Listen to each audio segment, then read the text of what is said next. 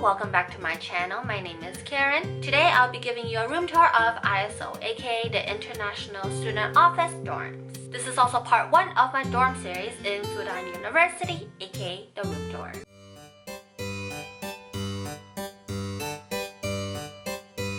In order to help you visualize my room, I'll draw the blueprint. I will begin in my closet and make a full circle like this.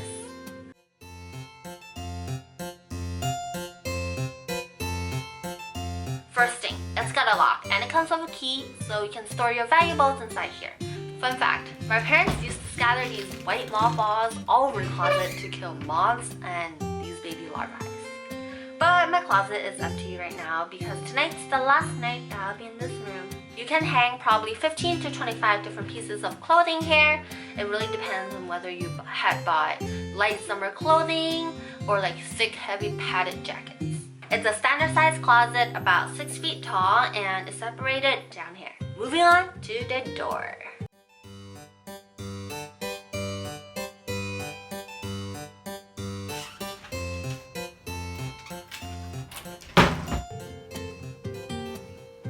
This is the door, your gateway to meet your friends, enemies, and food. These are the rules of the dorms and this is the light switch. Slightly out of the screen above here is the ultimate control panel for electricity and the water heater. Yes, here in China, you have to turn it on for at least 30 minutes before any hot water comes out. Otherwise, you will be showering and washing your hands in ice cold water. Ha! You thought I was gonna open this, right? Trick there. Let's go to the bathroom.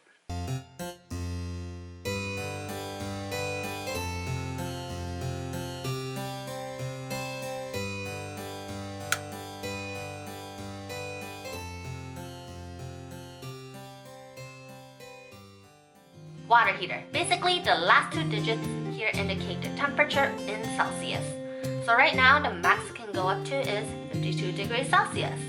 When you're showering, you have to keep your eyes peeled on this machine because it goes down pretty quickly in the winter. And once it gets to 30s and 20s, I am freezing my butt off.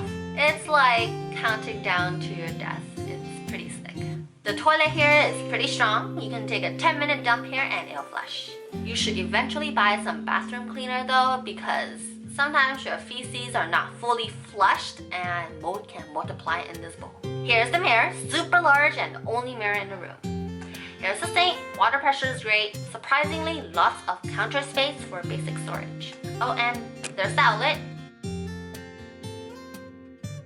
The walls are kind of moldy. We never cleaned the walls. I don't remember if the walls were ever cleaned before we got there. The shower head's removable, something I am very grateful for.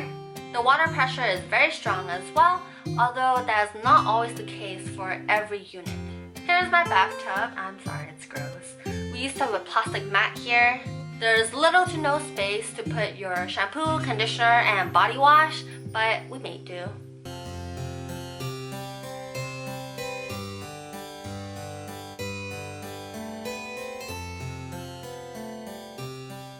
I bought this orange mattress topper downstairs in the building the first week I arrived in Shanghai. It was about 120 RMB and it was the one with the thickest padding. There's cheaper ones that sell for 60 and 80 RMB.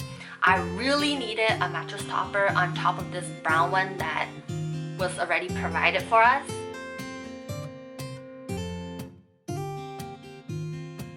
And underneath this brown topper is wood. To be honest, even with 2 mattress toppers, it still feels as if I'm sleeping on a rock bed or the floor. The padding is not enough, but being the cheap me and knowing that I was only gonna stay here for 4 months, I decided it was good enough. It's a standard twin size bed. I've never measured it, but if you're 6'2" or over, your feet might be hanging out a little bit or it might just fit. Here's the table next to my roommate and my bed. It's got a smaller drawer, but I never used it. Underneath the bed and behind these pink boards is empty space. I used to store my 2 suitcases here. It was quite dusty down here before I moved in, so you might want to get a broom and a mop to clean it up before you put your precious baggage down there. Here's my roommate's bed, her desk, our clothing rack, her storage place, my storage place, and my desk.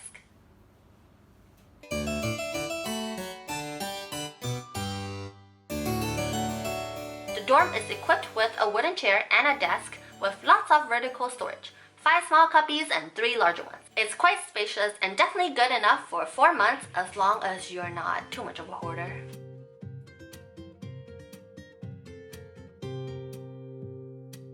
There's even an extension here to place your notebook and laptop in case there's not enough space on the desk. Down here are 2 outlets. The left one here is for installing a Wi-Fi box. Yes, the dorms do not come with free Wi-Fi. I'll talk about how to get Wi-Fi for your dorm in part 2. Up here is another drawer. The drawer here comes with a key so you can store some of your valuables here. Below here is more storage space. More storage space, this one with cover. And more storage space, this one without cover. The AC is up here, doubles up as a heater in the winter. Just be mindful that if you're using it as a heater, the bills will skyrocket. In terms of how much it costs, that will be available in part 2. And last but not least, we have the balcony.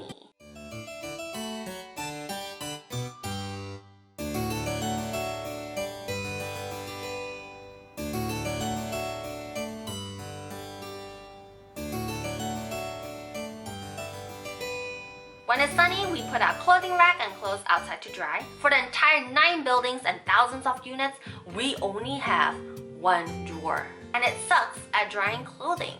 Your clothes would still be damp after 2 hours, which is why every unit here air dries their clothes. If you live on the 6th floor or higher, you'll be waking up to a pretty good view. I live on the 2nd floor, so I just watch and stare at the good old trees. This is the north room of the main building and it gets plenty of sunshine over here. Hopefully you found this room tour to be extremely informational and helpful. If you want to know more about the dorms in Fudan University, I'll link those videos down below. Feel free to drop in your questions in the comment section down below as well. If you like my content, don't forget to smash that subscribe button and give this video a thumbs up. Also, don't be shy and let's get to know each other.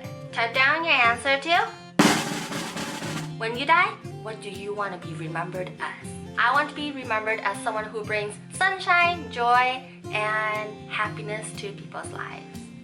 Real cheesy, right? Until next week, bye-bye!